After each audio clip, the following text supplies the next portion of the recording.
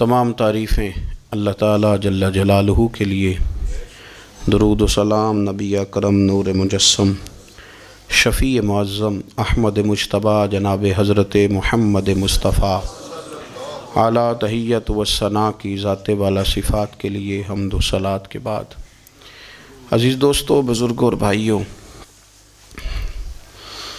انسان کبھی کبھی اس طرح کرتا ہے کہ وہ اپنے لب و لہجے سے، گفتگو سے، میل ملاپ سے لوگوں کو مطمئن تو کر لیتا ہے، لیکن اس کی قلبی واردات کیا ہے، اس کے اندر تقویٰ کتنا ہے، نیکی کتنی ہے، پرہیزگاری کتنی ہے، اس سے وہ آگاہ ہوتا ہے۔ وہ بہت ساری چیزوں کو لوگوں سے چھپا تو لیتا ہے، لیکن اپنے آپ سے نہیں چھپا پاتا، اپنے رب کریم سے نہیں چھپا پاتا۔ پھر یہ ہوتا ہے کہ وہ جھوٹی تسلیوں سے اور اپنے نفس کی جھوٹی دلیلوں سے اپنے آپ کو راضی کرتے کرتے اس مقام پہ پہنچ جاتا ہے کہ وہ ٹوٹ کے بکھرنے کے قریب آ جاتا ہے۔ اسلام ایمان کی، عقیدے کی، روحانیت کی بات کرتا ہے، اور یہ ساری چیزیں انسان کے دل کے ساتھ تعلق رکھتی ہیں۔ دنیا میں بہت سارے لوگ ایسے ہیں جو کسی وجہ سے اپنا دین ظاہر نہیں کر سکے، بتا نہیں سکے، لیکن ان کے اندر ایمان تھا، تو رب کریم قیامت کے دن انہیں ایمانداروں کے ساتھ ہی کھڑا کرے گا، حالانکہ وہ بتا نہیں سکے، سکھا نہیں سکے۔ اللہ تعالیٰ انہیں ایمانداروں کے ساتھ ہی کھڑا فرمائے گا۔ تو یاد رکھنے کی بات یہ ہے، سمجھنے کی بات یہ ہے کہ اپنی قلبی واردات پر، اپنے دل پر، اپنے باطن کی کیفیات پر نظر رکھی جائے، اور جتنی کمزوریاں اور کوتاہیاں ہیں ان سے اپنے آپ کو بچایا جائے، اور بہت ساری ایسی چیزیں جو نقصان کا باعث ہیں، ہم کہہ کے اپنے آپ کو مطمئن تو کر رہے ہیں لیکن ہمارے دل کو، روح کو نقصان دے رہی ہیں، ان سے بچا جائے۔ قرآن حکیم فرقان حمید نے ارشاد فرمایا، سورہ ملک کے اندر فرمایا، وَأَسِرُّوا قَوْلَكُمْ، تم کوئی بات چھپا کے کرو، اَوْ اجْهَرُوا بِهِ، یا اعلانیہ کرو۔ اگر سمجھنے کے لیے انسان کو کوئی چیز درکار ہو نا، تو میرا خیال ہے کہ یہ آیہ کریمہ کافی ہو جائے اس کے لیے۔ فرمایا وَأَسِرُّوا قَوْلَكُمْ، تم کوئی بات بڑی چھپا کے کرو، اَوْ اجْهَرُوا بِهِ، یا اعلانیہ کرو، یہ سمجھ لو، اس پر غور کر لو کہ اِنَّهُ عَلِيمٌ بِذَاتِ الصُّدُورِ، رب تو دلوں کے حال جاننے والا ہے۔ تم اعلانیہ کرو یا چھپا کے کرو، وہ تو جانتا ہے، علیم بذات الصدور، وہ تو دلوں کے حال جاننے والا ہے۔ تم بے شک اونچا کرو، بے شک آہستہ بولو۔ آیت نازل کب ہوئی؟ شان نزول بھی بڑا انوکھا ہے۔ مشرکین مکہ رسول کریم صلی اللہ علیہ وسلم کے بارے میں معاذ اللہ باتیں کرتے تھے، تو حضور اللہ کے دیے ہوئے علم سے انہیں جان لیا کرتے تھے۔ ایک دن وہ باتیں کر رہے تھے، تو باتیں کرتے کرتے نا مشرکین مکہ نے عجیب بات کر دی، نادان تھے نا، جانتے نہیں تھے، عجیب بات کر دی، کہنے لگے آہستہ بولو، کہیں محمد صلی اللہ علیہ وسلم کا رب سن نہ لے، آہستہ بولو، اونچی بات نہ کرو، کہیں مصطفیٰ کریم علیہ السلام کا خدا سن نہ لے۔ تو اللہ نے آیت نازل کر دی، فرمایا نادانو وَأَسِرُّوا قَوْلَكُمْ اَوْ اجْهَرُوا بِهِ، آہستہ بولو یا اونچا بولو۔ اور شارحین نے، مفسرین نے لکھا ہے نہ بھی بولو، آہستہ بولو یا اونچا بولو، یا بے شک تم کوئی بات زبان سے ادا نہ بھی کرو، اِنَّهُ عَلِيمٌ بِذَاتِ الصُّدُورِ، رب تو تمہارے دلوں کے حال جاننے والا ہے۔ اسے تو پتہ ہے تم نے سینے میں کیا چھپایا ہے، حسد چھپایا ہے کہ رشک چھپایا ہے، عداوت چھپائی ہے کہ محبت چھپائی ہے، اسے تو پتہ ہے، اسے خبر ہے، اس لیے کہ وہ نظر ہی تمہارے دل پہ رکھتا ہے، اسے پتہ ہے تمہارے اندر کیا ہے۔ ہم لوگوں نے نا اپنی سارے معاملات دنیا داروں سے، لوگوں سے، یاروں سے، دوستوں سے وابستہ کر لیے۔ ہمیں تعریف بھی بندوں سے چاہیے، ہمیں اچھے ہونے کا جو ڈگری ہے وہ بھی بندوں سے چاہیے. ہم بندے بڑے نیک ہیں، یہ بھی لوگ کہیں تو پھر ہم مطمئن ہیں. ہم صحیح راستے پہ چل رہے ہیں، یہ سند بھی بندوں سے چاہیے. ہر بات پر اعتماد خلق، ہر وقت لوگوں پر ہی دھیان، لوگوں پر ہی توجہ، لوگوں کے معاملات ہی ڈسکس کرنا. بھئی یہ تو تیرے ذمہ ہی نہیں. تجھے تو کہا گیا ہے کہ وَمَن يَتَوَكَّلْ عَلَى اللَّهِ، تو اپنے رب کی ذات پر بھروسہ کر، فَهُوَ حَسْبُ، وہ تیرے لیے دنیا میں بھی کافی ہو جائے گا، آخرت میں بھی کافی ہو جائے گا. وہ تیرے لیے کافی ہے تیرا رب رسول. تو اللہ رسول کی جانب توجہ کر. ہماری ساری معاملات بندوں کے ساتھ مطلب فلانے کو کیا مل رہا ہے، فلانا کدھر جا رہا ہے، فلانے کے پیسوں پہ میرا کتنا حق ہے، فلانا آگے نکل گیا، فلاں پیچھے رہ گیا، فلاں نے محبت سے نہیں دیکھا، فلاں نے یہ کر دیا. آپ ساتھ چھوڑیں. یہ تو ہر وقت تو ذکر آپ کو اللہ کا کرنا تھا. یا ایھا الذین آمنوا اذکروا اللہ ذکرا کثیرا وسبحوہ بکرۃ واسیلا. یہ جو آپ ہر وقت بندے کر رہے ہیں، یہ تو آپ کو حکم ہی نہیں ہے. آپ نے تو ہر وقت اللہ اللہ کرنی تھی. تو جو کام کرنے کا تھا وہ چھوڑ دیا، جو نہیں کرنا چاہیے تھا اس پہ بحث شروع کر دی. پھر دل کے اندر مد و جزر خراب ہوتے ہیں، قلبی واردات بگڑ جاتی ہیں، حسد پیدا ہوتا ہے، انسان کو لالچ پیدا ہوتا ہے، انسان حریص ہو جاتا ہے، انسان لوگوں سے عداوتیں پال لیتا ہے. کبھی ایسا کام نہ کریں. شہد بڑا میٹھا ہوتا ہے. عرب کے اندر ایک درخت پایا جاتا تھا، ایلوا اس کو کہتے تھے. اس طرح ہمارے ہاں نیم نہیں ہوتی، کڑوا ترین اس کا ذائقہ ہوتا ہے. اور آپ کچھ دیر اس کو پانی میں ڈال دیں تو پانی بھی سارا کڑوا ہو جاتا ہے، چونکہ اس کے خمیر میں رب کریم نے کرواہٹ رکھی ہے. اور حکمت ہے، اس کرواہٹ کا بھی اپنی جگہ فائدہ ہے. لیکن حضور سید عالم صلی اللہ علیہ وسلم نے نا ایک مثال بیان فرمائی، اور وہ بڑی سمجھنے کی ہے. حضور مثالیں دیتے تھے تو کمال ہو جاتی تھی. بڑے سے بڑا ان پڑھ بندہ بھی اس کی روح تک بات اتر جاتی تھی. کریم محبوب علیہ السلام فرمانے لگے کہ اگر ایلوا درخت کے کچھ ٹکڑے شہد میں ڈال دیے جائیں نا تو شہد سے زیادہ میٹھی چیز کوئی نہیں ہوتی. تو حضور فرماتے ہیں کہ وہ ایلوا کا درخت جو ہے وہ شہد کو بھی بگاڑ دیتا ہے، اس میں کرواہٹ پیدا کر دیتا ہے. حالانکہ وہ بڑا میٹھا تھا، اپنی جگہ اس کی مٹھاس میں کوئی کسی قسم کی کمی نہیں تھی، لیکن وہ ایلوا کے درخت نے اسے بگاڑ دیا. اللہ کے محبوب فرماتے ہیں جس طرح ایلوا کا درخت شہد کو تباہ کر دیتا ہے نا، اس طرح حسد آدمی کے ایمان کو تباہ کر دیتا ہے. ایمان بڑی میٹھی چیز ہے، بڑی حسین چیز ہے، لیکن جب حسد آ گیا نا، حسد ہے کیا؟ حسد بندوں سے نہیں ہوتا، یہ سمجھ لیں. حسد کا مطلب، حسد کی لغوی تعریف یہ ہے کہ یہ سمجھ لینا کہ یا اللہ اسے نہیں دینا چاہیے تھا، مجھے دینا چاہیے تھا. یہ تعریف ہے. تو حسد ہوتا کس سے؟ حسد دراصل بندے پہ نہیں کیا جاتا. حسد کا معنی یہ ہے کہ آپ اللہ کی تقسیم پر اعتراض کر رہے ہیں. آپ کا کہنا یہ ہے کہ یا اللہ یہ تقسیم ٹھیک نہیں ہوئی، معاذ اللہ یہ ادھر چلا گیا، یہ تو ادھر آنے والی چیز تھی. تو یہ آپ نے ڈائریکٹ جو مقابلہ شروع کیا، معاذ اللہ یہ تو آپ نے اللہ کی تقسیم کے ساتھ شروع کر دی. تو پھر دل میں بگاڑ آتا ہے، پھر انسان ٹوٹ پھوٹ کا شکار ہوتا ہے، پھر وہ کمزور پڑ جاتا ہے، پھر وہ ایسی باتیں کرتا ہے جو اس کے منصب کے مطابق نہیں ہوتی، کچی بات کرتا ہے، کمزور بات. اللہ بہتر جانتے ہیں کون سی چیز اس نے کہاں رکھنی ہے. رب کی حکمت پر اور اس کی دی ہوئی توفیق پر راضی رہنا ایمان کا تقاضا ہے. لیکن ہمیں تو چاہیے تقسیم اپنی مرضی کی. ادھر کیوں چلا گیا، ادھر آنا چاہیے تھا. بھئی آپ کو یہ کس نے حق دیا ہے؟ مالک نے جو چاہا، جب چاہا، جہاں چاہا اپنے فضل سے عطا فرمایا.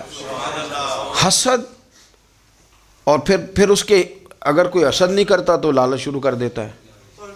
وہ کہتا ہے کہ یہ جو اس کا مال ہے اس میں میرا بھی حق تھا، یہ تو مجھے ملنا چاہیے تھا. آپ یقین کریں کہ بندے بندوں سے کم پیار کرتے ہیں، جیبوں سے زیادہ پیار کرتے ہیں.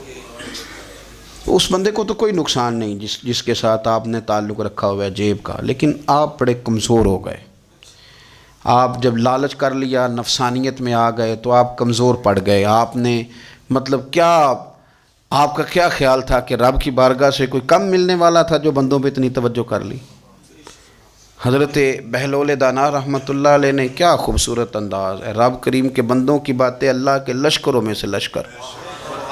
کیا سوچ تھی، کیا نظریہ تھا، کیوں یہ لوگ اتنے مضبوط تھے، فکری طور پر مضبوط تھے. فکری طور پر ہارون رشید حج کر کے واپس آ رہا ہے، حضرت بہلول دانا راستے میں بیٹھے ہیں، ملاقات ہو گئی، کہنے لگا حضور کوئی حکم ہو تو بتائیے گا۔ فرمانے لگے کوئی نہیں، تو جا اپنا کام کر۔ بادشاہ ہے، یا کسی کو کارڈ مل جائے تو وہ لوگوں کو دکھاتا پھرتا ہے، وزیر صاحب نے خود دیا ہے۔ بادشاہ وقت خود کہہ رہا حضرت کوئی حکم ہو تو؟ فرمایا نہیں، اللہ خیر کرے گا۔ تو کہنے لگا حضور میں نے سنا ہے آپ مقروض ہیں، تو بتا ہی دیتے۔ تو آپ مسکرا کے فرمانے لگے تیرا کیا خیال ہے بھلا؟ کہنے لگے حضور کس بابت؟ فرمانے لگے تیرا کیا خیال ہے کہ اللہ ہارون رشید کو دے گا اور بہلول دانا کو بھول جائے گا؟ تیرا کیا خیال ہے؟ رب کریم ہارون رشید کو تو دیتا جائے گا اور بہلول دانا کو بھول جائے گا؟ بادشاہ کہتا ہے کہ میں چکرا ہی گیا کہ بھلا اس سوال کا کیا جواب ہے؟ تو میں نے کہا حضور رب تو بھولنے سے پاک ہے، وہ تو کسی کو نہیں بھولتا، اسے نہ اونگ آتی ہے نہ نیند آتی ہے۔ تو فرمانے لگے جا پھر اپنا کام کر، جب مناسب سمجھے گا تو بہلول کو بھی قرضے سے نجات عطا کاری دے گا۔ تو جا اپنی ڈیوٹی کر، وہ جب چاہے گا نا تو میرے قرضے دور۔ تو کیا سمجھتا ہے کہ تجھے یاد رکھے گا مجھے بھول جائے گا؟ یہ کیسے ہو سکتا ہے؟ او یار ادھر دیکھ میری بات سن۔ او بھائی وہ تیرا میرا رب ہے، یہ ہو سکتا ہے کہ امیروں کو دے دے اور تیرے جیسے میرے جیسے غریبوں کو وہ بھول جائے؟ یہ ہو سکتا ہے؟ تو کیوں لوگوں کی جیبوں پہ توجہ، لوگوں کی جیبوں پہ نظریں، فلانے کے پاس آ گیا تو میں رہ گیا، مطلب کس لیے؟ ہمارا رب کسی کو بھولتا نہیں ہے، کسی شخص کو وہ میرا مالک اپنے فضل سے نظر انداز نہیں کرتا، وہ سب کو نوازتا ہے، لیکن اس کی حکمت کے تقاضوں کا انتظار کرنا مسلمان کی شان ہے۔ کبھی کسی حسد میں کبھی کرنا ہو تو رشک کریں، مزہ آئے گا۔ اور یہ رشک کرنے کا نا، رشک کا معنی کیا ہے؟ حسد کا معنی یا اللہ اسے نہیں دینا چاہیے تھا، مجھے دینا چاہیے تھا، اور رشک کا معنی یا اللہ تو نے دیا ہے، کیا بات ہے، اسے دیا تو کیا بات، اگر تو نے دیا تو مالک جچا بھی ہے، اگر تو نے دیا ہے تو نظر بھی آیا ہے، اگر تو نے دیا ہے تو پھر کیا بات ہے، کمال ہو گئی، وہ نظر آ رہا ہے۔ اور یا اللہ اسے دیا ہے تو میں بھی تیرا بندہ ہوں، اسے بھی اور دے اور مجھے بھی عطا فرما۔ یہ رشک ہے۔ رشک کا نا حضور نے حکم دیا ہے، نبی پاک نے رشک کا۔ ہمارا یہ مسئلہ ہے کہ ہم نا جو کرنے والا کام ہے وہ نہیں کرتے، رشک کریں۔ بخاری مسلم میں حدیث ہے، نبی پاک صلی اللہ علیہ وسلم نے فرمایا 2 بندوں پر رشک کرو۔ کہو کیا بات؟ رشک کرو 2 بندوں۔ یا رسول اللہ کون کون سے؟ فرمایا ایک وہ مالدار جسے اللہ دولت دے اور وہ صبح بھی رب کے رستے میں خیرات کرے اور شام بھی رب کے رستے میں خیرات کرے، یہ قابل رشک ہے۔ کہو تیری کیا بات ہے بھائی، کیا تجھے اللہ نے نوازا ہے، اور اس پر رشک کرو کو یا اللہ اسے اور دے تاکہ یہ تیرے بندوں پہ اور اثار کرے اور تیرے بندوں پہ سخاوت کرے، اور اللہ اس کے فعل تصدق ہمیں بھی عطا فرما۔ اور حضور فرماتے ہیں ایک مالدار پر جو صبح و شام سخاوت کرے، اور ایک اس عالم پر جسے اللہ قرآن کا علم دے، وہ صبح بھی لوگوں کو قرآن مجید کے ترجمے، تفسیریں، قرآن کے درس سکھائے، اور شام بھی لوگوں کو قرآن مجید کا درس عطا فرمائے۔ اس پر رشک کرو، کہو کیا بات ہے یار تیری، تجھے اللہ نے کتنا نوازا۔ قابل رشک لوگوں پر رشک کرو، ان کی تعریف کرو، ان کے لیے اچھے کلمات ادا کرو۔ معاشرے میں حسد پرموٹ ہوا ہے، اگر کبھی رشک پرموٹ ہوتا نا تو عزتیں بڑھ جاتی، محبتیں بڑھ جاتی، خلوص میں اضافہ ہوتا، لوگ ایک دوسرے کے قریب آتے۔ ہم نے کسی فضیلت والے کی فضیلت کو تسلیم کرنے سے انکار کر دیا، ہم نے کسی بڑائی والے کی بڑائی کو تسلیم کرنے سے انکار کر دیا، ہم نے حسد کیا، ہم نے لالچ کیا، ہم حریص ہوئے۔ اس کا نقصان یہ ہوا کہ لوگ ایک دوسرے کے پاس رہتے ہوئے پاس نہیں رہتے، ایک دوسرے کے ساتھ وقت گزار رہے ہوتے ہیں لیکن ان کے بارے میں رویے ان کے سخت ہوتے ہیں، لب و لہجہ تلخ ہوتا ہے، جب وہ کسی کے بارے میں بے لاگ تبصرہ پوچھا جائے تو غلط باتیں کریں۔ رشک کریں، دیکھیں نا حضرت ابو بکر صدیق رضی اللہ، حضرت عمر فاروق رضی اللہ، ساری زندگی دوڑ لگی رہی۔ حضرت عمر کہتے ہیں میں نے ساری زندگی دوڑ لگائی ہے کہ ابو بکر سے آگے گزر گئے، لیکن یہ دوڑ حسد والی نہیں، یہ رشک والی۔ فرماتے میرا دل کرتا تھا کہ میں نیکیوں میں ابو بکر سے آگے گزر جاؤں، حضور کے عشق میں ابو بکر سے آگے گزر جاؤں، نبی پاک علیہ السلام کی اولاد کی محبت میں ابو بکر سے آگے گزر جاؤں، میں نا خیر کے کاموں میں آگے گزروں۔ کہتے میرا ساری زندگی رشک کا رشتہ رہا، یہ رشتہ شاندار ہے، اس پر عمل کریں، اس پر توجہ کریں۔ بجائے اس کے کہ یہ کہنا کہ استاد جی کا فلانے سے زیادہ پیار ہے، پیار کی وجوہات تلاش کر. مرشد فلانے پہ نظر رکھتے ہیں تو میرے بھائی وہ نوٹوں کی وجہ سے نظر نہیں رکھتے، تو وجہ تو تلاش کرنا، وجہ کیا ہے. تو اپنے آپ کو اس طرح کا بنا، تو اس طرح کی کیفیات پیدا کر اپنے اندر. ہم کیا کرتے ہیں کہ رشک کرنے کی بجائے حسد کرتے ہیں. حسد نہیں کریں، اپنے آپ کو سنواریں، وہ رشک کی وجہ سے آپ سنوار سکتے ہیں. نبی پاک علیہ السلام کی پیاری زوجہ ام المومنین سیدہ عائشہ صدیقہ، بڑی شان ہے اس خاتون کی، بڑی عظمت ہے ان راہوں کے صدقے جن رستوں سے سیدہ پاک کی سواریاں گزرا کرتی ہیں. کیا درجہ اللہ نے دیا ہے سیدہ عائشہ صدیقہ کو. کہتی ہیں حضور کا وصال میری گود میں ہوا ہے. اور مولا علی شیر خدا فرماتے ہیں میں نے حضور کو سب سے زیادہ عائشہ صدیقہ سے پیار کرتے ہوئے دیکھا. اور عائشہ صدیقہ رضی اللہ تعالیٰ عنہ فرماتی ہیں میں نے حضور کو سب سے زیادہ فاطمہ الزہرا سے پیار کرتے دیکھا. یہ الگ ماحول ہے ان کا آپس میں. تو حضرت عائشہ صدیقہ اتنا بڑا مقام، لیکن وہ فرماتی ہیں میں نے ساری زندگی سیدہ خدیجۃ الکبریٰ پر رشک کیا. میں نے کہا کیا بات تھی اس خاتون کی جو وصال کر گئیں، لیکن شاید کو دن خالی جاتا ہو کہ مدینے والے ان کی وفاؤں کا ذکر نہ کرتے. شاید کوئی خالی دن جاتا. کہتی ہے میں نے اتنا قابل رشک ماحول نہیں دیکھا. ایک دن حضور گھر میں گوشت لائے اور مجھ سے فرمایا عائشہ گوشت پکاؤ. تو میں اسے صاف کرنے لگی تو حضور فرمانے لگے شوربہ ذرا زیادہ کرنا. تو میں نے عرض کی حضور کیا کچھ مہمان آئیں گے گھر میں؟ تو فرمایا نہیں عائشہ، مدینہ منورہ میں نا مجھے پتہ چلا ہے خدیجۃ الکبریٰ کی کچھ سہیلیاں آئی ہیں، تو شوربہ بنا، میں انہیں پہنچاؤں گا. خدیجہ کی سہیلیوں کو شوربہ زیادہ پکا ذرا. تو حضرت عائشہ صدیقہ کہتی ہے میں نے بڑے نرم لب و لہجے میں بڑی بنا سوار کے مسجع مکفّع چن کے جملے بات کی. میں نے عرض کی حضور سنا ہے وہ آپ سے 15 سال عمر میں بڑی تھیں، نکاح بھی پہلے ہو چکا تھا، اور بتاتے ہیں لوگ کہ بظاہر کوئی حسن و جمال بھی اس ماحول کا نہیں تھا. حضور اللہ نے آپ کو جوان اور خوبصورت بیویاں دی ہیں، پر میں جب بھی سنتی ہوں جناب خدیجہ کا ذکر ہی سنتی ہوں. میں نے رشک کے انداز میں کہا. کہتی میں بات کہہ کے خاموش ہو گئی، اور جب میں نے نظر اٹھا کے دیکھا تو حضور کی آنکھوں میں آنسو. نبی پاک صلی اللہ علیہ وسلم کا یہ انداز دیکھا تو میں نے کہا حضور میں رب رسول کی بارگاہ میں توبہ کرتے ہیں، اب تو رو دیے. تو حضور فرمانے لگے عائشہ یہاں جو بھی آیا ہے نا وہ سکھوں اور آسانیوں کے دنوں میں آیا ہے، اور خدیجہ میری ان دنوں کی ساتھی تھی جو میرے تکلیف کے دن تھے، میری آزمائشوں کی، میری پریشانیوں کی میری ساتھی تھی. جب لوگ مجھے تکلیف دیتے تھے میں گھر جاتا تھا تو مجھے کہتی تھی حضور آپ تو صلہ رحمی کرتے ہیں، غریبوں کا بوجھ اٹھاتے ہیں، آپ تو لوگوں کے ساتھ محبت سے پیش آتے ہیں، حضور آپ پریشان نہ ہو، آپ کا رب آپ کو ہمیشہ عزتیں ہی عطا فرمائے گا. فرمایا وہ میری تکلیفوں کی اسے کیسے. میرے بھائی رشک کیا لوگوں نے ایک دوسرے پر، حسد نہیں کیا. ہم تو نا جی اپنی مرضی کے فیصلے کرتے کرتے پیچھے رہ گئے. ہم نے لوگوں کو پیچھے کرنے کا سوچا تھا لیکن ہم سب سے پیچھے رہ گئے. ہم نے سیاست اور سازش کی تھی کہ کچھ لوگوں کے دلوں پہ پیر رکھ کے میں اپنا قد اونچا کروں گا، کچھ کے سینوں پہ پیر رکھ کے، لیکن ایسا نہیں ہوتا، یہ ہوتا نہیں. آپ کسی کی جگہ نہیں لے سکتے اس لیے کہ رب نے سب کی جگہ اپنی اپنی بنائی ہوئی، سب کی جگہ.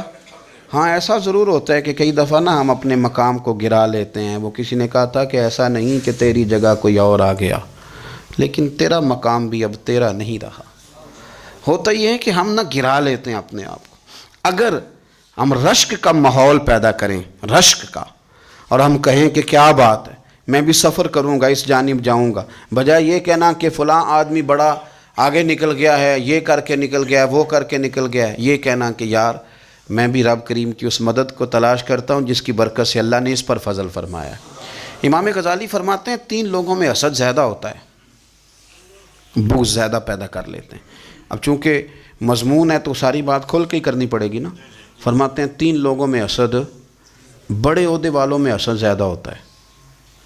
یعنی صوبائی وزیر کہتا ہے کہ حق میرا ویسے وفاقی وزیر کا تھا، اور وفاقی وزیر کہتا ہے کہ جتنا میرا تجربہ ہے نا مجھے بنایا وزیر اعظم ہی جاتا تو بات ٹھیک تھی. حسد زیادہ، بڑے عہدوں والوں میں حسد. اور امام غزالی فرماتے ہیں مالداروں میں حسد زیادہ ہوتا ہے. غریب نے غریب سے کیا جلنا ہے؟ جلنے کو شے ہی کوئی نہیں، کس سے جلیں گے؟ تو غریب تو بیچارہ 4 روٹیاں ہوتی ہیں تو وہ کہتا ہے چلو ٹھیک ہے آ جاؤ، دونوں مل کے بیٹھ جاتے ہیں۔ غریبوں کے دوست بھی غریب، امیر حسد کرتے ہیں، وہ سودے پہ سودا کرتے ہیں، وہ ایک دوسرے کی کمزوریاں بیان کرتے ہیں۔ میں نے گاہکوں کو نفع لیتے دیکھا ہے، فلانے سے مال لیتے تھے جی، اس نے بڑا تنگ کیا، تو کہتا ہے اسی طرح کا تو مجھ سے خریدا کر۔ لوگ استعمال کر جاتے ہیں، وجہ بیچ میں کیا ہوتی ہے؟ حسد، عداوت، خرابی ہوتی۔ اور تیسری بات امام غزالی نے شاید میرے لیے کہی ہے، امام غزالی فرماتے ہیں علماء میں حسد بڑا ہوتا ہے، عہدیداروں میں، مالداروں میں اور علم والے لوگوں میں۔ وہ بھی اللہ کی تقسیم پر راضی نہیں ہوتے، چونکہ وہ سمجھتے ہیں مجھے یہ لفظ آتے ہیں، میری قابلیت زیادہ ہے، میں زیادہ پڑھا لکھا ہوں، تو یہ منصب بھی میرا تھا، یہ کام بھی میرا تھا، یہ بھی میرے پاس ہونی چاہیے۔ ایسا نہیں ہوتا، یہ تو رب کریم کی عطا ہے۔ میں کئی دفعہ کہہ چکا ہوں کہ کام لینے پہ آئے تو میرے جیسے بیکار آدمی سے کام لے لے، یہ اس کی عطا ہے۔ اب ہمیں کرنا کیا ہے؟ ہمیں اس کی تقسیم پر راضی رہنا ہے، اس کی تقسیم پر قربان جائیں۔ رسول پاک علیہ السلام سے صحابی نے پوچھا حضور عزت کیا ہے؟ فرمایا جو رب نے تجھے دیا اس پہ راضی ہو جا، اللہ عزت عطا کر دے گا۔ قناعت کر، جو اللہ نے تجھے دیا اس پر قناعت کر، اللہ تجھے عزت دے دے گا۔ حضور ذلت کیا ہے؟ فرمایا لوگوں سے لالچ نہ رکھنا، تو ذلیل ہو جائے گا، لالچ نہ کر۔ تیزی کے ساتھ پروموٹ ہوتی ہیں چیزیں، ہمیں سازش کرنی آتی ہے، ہمارا خیال ہوتا ہے کہ میں نے دوسروں کے پیسوں پہ کاروبار کرنا ہے، ہمارا خیال ہوتا ہے کہ پالٹی ڈال کے روٹی کھانی ہے، ہمارا خیال ہوتا ہے کہ کسی بندے کو کس طرح استعمال کرنا ہے۔ یاد رکھ لینا، کبھی بات نہ بھولنا، جو لوگوں کو استعمال کرنا چاہتا ہے وہ ساری زندگی استعمال ہوتا رہتا ہے۔ جو کسی شخص کو کسی مقام پر رسوا کرنا چاہتا ہے اپنی عزت بچا نہیں پاتا۔ جو آدمی لوگوں کو حقیر جانتا ہے اللہ اسے کبھی عزتیں عطا نہیں کرتا، وہ گڑھوں کے اندر گرتا چلا جاتا ہے۔ یاد رکھیں جو عزتیں دینی شروع کر دے رب اسے باعزت بنا دیتا ہے، جو پیار کرنا شروع کر دے معاشرے میں لوگ اس سے پیار کرنے لگ جاتے۔ جو کسی دیکھیں اگر ہم وہاں سے مانگے جہاں سے سب کو ملتا ہے تو پھر بندوں پر اتنی نظر رکھنے کی ضرورت باقی رہتی نہیں ہے۔ ادھر دیکھیں رشک کریں گے تو لالچ سے بھی بچیں گے، حسد سے بھی بچیں گے۔ بخاری مسلم میں حدیث ہے، حضرت ابو ہریرہ رضی اللہ تعالیٰ عنہ کہتے ہیں ہم حضور کی بارگاہ میں حاضر تھے تو کچھ غریب لوگ حاضر ہوئے، غربا۔ انہوں نے عرض کی یا رسول اللہ صلی اللہ علیہ وسلم ایک گزارش کرنے آئے۔ حضور نے فرمایا کہو۔ کہ یا رسول اللہ امیر تو ہم سے آگے نکل گئے۔ حضور نے فرمایا کس بات میں؟ عرض کی حضور نمازوں میں نہیں ہم گزرنے دیتے، اتنے نفل وہ پڑھتے ہیں اتنے ہم بھی پڑھ لیں گے۔ صحیح بتانا صحیح، آج کل یہ نمازوں کا مقابلہ بھی ہے کہ نفل میں نے زیادہ پڑھنے، عبادت میں نے۔ ہمارے صاحب رحمۃ اللہ علیہ فرمایا کرتے تھے آستانوں پہ گدی نشینوں کا تو رولا ہوتا ہے، اللہ اللہ کرنے کا رولا نہیں ہوتا۔ یہ تو شور ہوتا ہے کہ سجادہ میں ہوں سجادہ، اور سب نے کوئی نہ کوئی کہانی سنائی ہوتی، کہتے نہیں ابا جی مجھے کہہ گئے تھے کان میں، دوسرا کہتا نہیں مجھے لکھ کے دے گئے تھے، تیسرا کہتا تمہیں تو پتہ ہی نہیں، تم تھے ہی نہیں، عمرے پہ تو میرے ساتھ گئے تھے۔ جو میرے ساتھ ان کا معاہدہ ہوا وہ خانہ کعبہ میں ہوا ہے، لہذا میرا پہلا نمبر ہے۔ سب کے پاس کوئی نہ کوئی معاملہ ہوتا ہے، یہ سارے کام کوئی ضروری نہیں۔ ضروری کیا ہے کہ وہ جو کہتے تھے کرو، جس نے سب سے زیادہ کر کے دکھایا وہ زیادہ جانشین ہے، وہ زیادہ جانشین ہے جس نے زیادہ کر کے دکھایا۔ معاملہ تو یہ ہے کہ اس رستے پہ کس نے چلنا ہے۔ لوگ تو سجادہ نشینی سے بھاگا کرتے تھے، بھاگتے تھے۔ حضرت ابو بکر صدیق رضی اللہ تعالیٰ عنہ کا وصال ظاہری ہوا تو حضرت عمر خلیفہ بنے، تیسرا دن تک خلیفہ بنے ہوئے، 2-3 چھوٹی بچیاں آ گئیں، چاچا جان آپ خلیفہ بنے؟ فرمایا ہاں۔ چلو پھر عصر کے بعد ابو بکر ہمارے گھر جاتے تھے۔ فرمایا پتر تمہارے گھر کیا ہے؟ کہنے لگی ہم یتیم ہیں، ہمارا بھائی کوئی نہیں۔ ابو بکر روز عصر کے بعد آتے تھے، ہماری بکریوں کا دودھ دھو کے ہمیں دے جاتے تھے، کچھ بیچ کے گزارا کر لیتی تھیں، کچھ پی لیتی تھیں۔ چچا 3 دن ہو گئے، میری اماں بھی روتی ہے، بہنیں بھی روتی ہیں، آپ چلیں گے؟ تو جناب سیدنا عمر فاروق کہتے ہیں میں نے دستار سر پہ رکھی اور پٹکا میں نے اپنے کندھے پہ رکھا، بیٹیاں آگے میں پیچھے روتے جا رہے ہیں۔ ایک صحابی نے پوچھا عمر کیوں رو رہے ہو؟ کہنے لگے یار یہ ابو بکر کتنا مشکل رستہ دے کے گیا، کتنا مشکل رستہ ہے اس کے طریقے پہ چلنا۔ یہ لوگ تو سجادہ نشینی اتنا کٹھن کام تھا، لوگ بھاگا کرتے تھے۔ شوق آ گیا، اب رسول کریم علیہ السلام کے حضور ناز حاضر ہو کے عرض کی حضور امیر آگے گزر گئے، نمازوں میں نہیں ہم گزرنے دیتے، ہم ان سے زیادہ پڑھیں گے، نفلوں میں نہیں گزرنے دیتے، زیادہ پڑھیں گے۔ یا رسول اللہ صلی اللہ تعالی علیہ وسلم ہم انہیں نا تلاوت قرآن پاک میں نہیں آگے گزرنے دیں گے، وہ ہم زیادہ پڑھیں گے، لیکن حضور وہ مالدار ہیں، غلام آزاد کرتے ہیں، صدقات کرتے ہیں، خیرات، اس کا ہم کیا کریں؟ حضرت سیدنا ابو ہریرہ فرماتے ہیں کہ جواب تو حضور نے بعد میں دینا تھا، پر جب ان کا سوال ختم ہوا تو میں نے حضور کا چہرہ نور دیکھا تو رسول پاک کا چہرہ خوشی سے کھلتا ہوا مجھے نظر آیا۔ گویا یہ جو رشک ہے نا کہ نیکی میں آگے گزرنا، یہ حضور کو اتنا پسند آیا کہ ان کے سوال سے حضور بڑے راضی ہوئے۔ کریم فرمانے لگے، حضور فرمانے لگے میں تمہیں ایک وظیفہ بتاتا ہوں، تم وہ پڑھو، امیر جتنی بھی نیکیاں کریں گے نا اللہ تمہیں ان کے برابر ثواب دے دے گا، لے لو نسخہ، یہ کرو کام۔ یا رسول اللہ بتائیں، فرمائے رات کو نا 33 بار سبحان اللہ پڑھا کرو، 33 بار الحمدللہ پڑھا کرو، 34 بار اللہ اکبر پڑھا کرو۔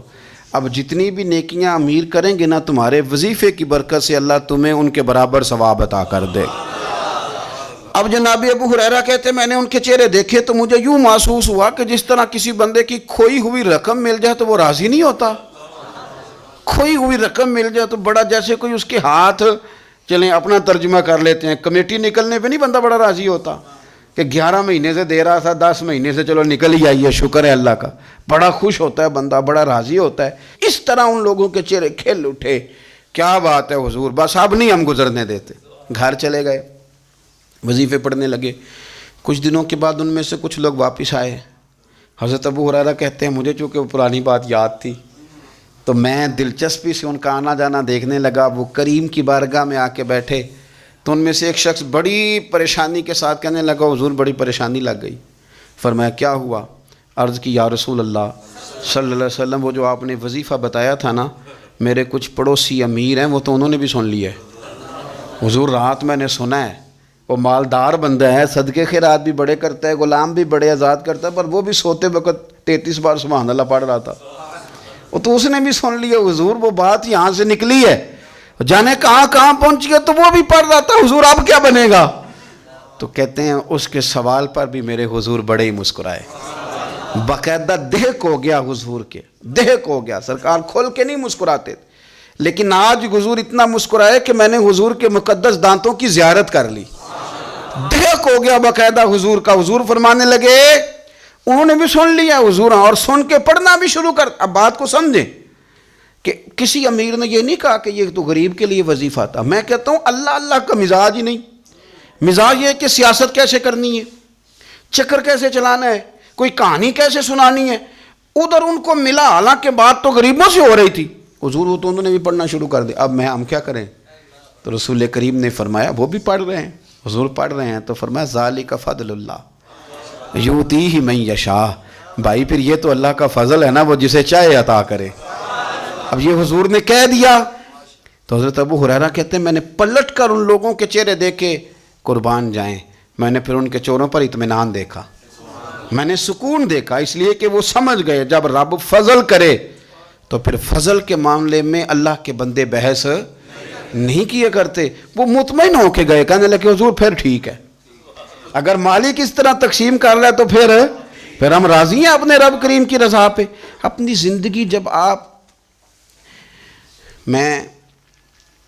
بڑی محبت سے قرب و جوار سے تشریف لاتے ہیں، میں قرآن و سنت کے بہت سارے عنوانات دیکھ کے آپ کی خدمت میں ایک بات عرض کروں، اپنی ساری توجہ اپنے رب رسول کی جانب مائل کریں۔ جتنا آپ دائیں بائیں دیکھیں گے نا اتنا گاڑی کے ٹکرانے کا خطرہ بڑھ جائے گا، وسوسے زیادہ آئیں گے، الجھ جائیں گے۔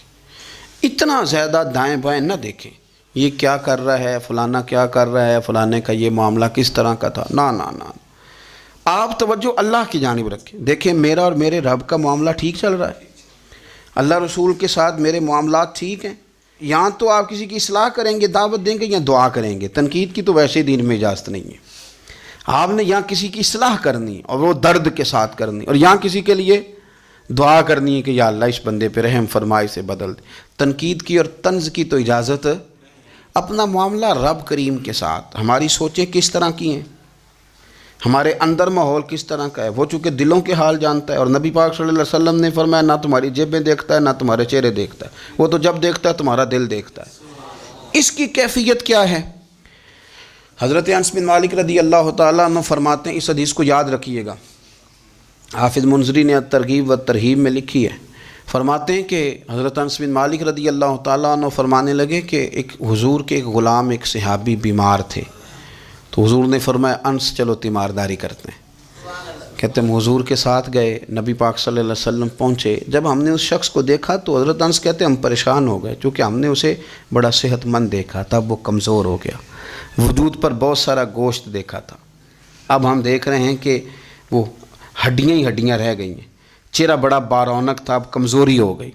رسول کریم تشریف لے گئے اور حضور اس کی چارپائی کے سرہانے بیٹھے، اور جب حضور نے اپنا دست مبارک اس کے بالوں میں رکھا اور نبی پاک نے دست شفقت پھیرا تو کہتے ہیں اس شخص نے آنکھیں کھولی اور حضور کا چہرہ دیکھا تو اس کی خوشی کی کوئی انتہا نہ رہی، بڑا راضی ہوا، بڑا راضی.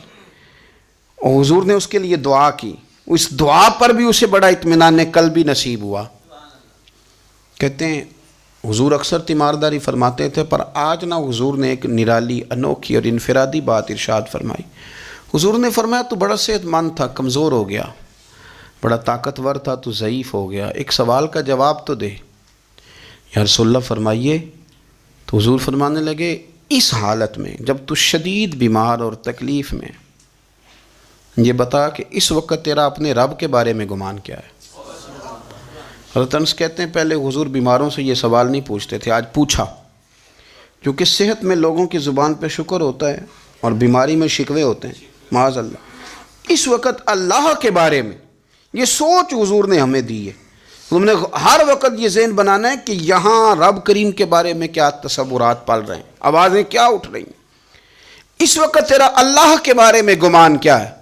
تو جناب انس بن مالک کہتے ہیں اس نے ہمیں اشارہ کیا کہ مجھے اٹھا کے بٹھاؤ.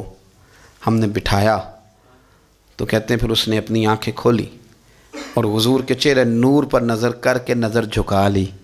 عرض کرتا یا رسول اللہ میں کمزور ہوں، بیمار ہوں، تکلیف میں ہوں، اٹھ نہیں سکتا، کھا نہیں سکتا، پر حضور ابھی بھی میرے دل سے آواز یہی نکلتی ہے کہ میرا رب بڑا ہی کریم ہے، میرا اللہ بڑا ہی مہربان ہے، وہ بڑا ہی معاف کرنے والا ہے، وہ اپنے بندوں سے پیار ہی بڑا کرتا ہے. آپ میری بات کو سمجھیں، کیفیت کیا ہے اور الفاظ کیا ہیں. حضور وہ مجھ سے بڑی محبت کرتا ہے، بڑے پیار والا ہے.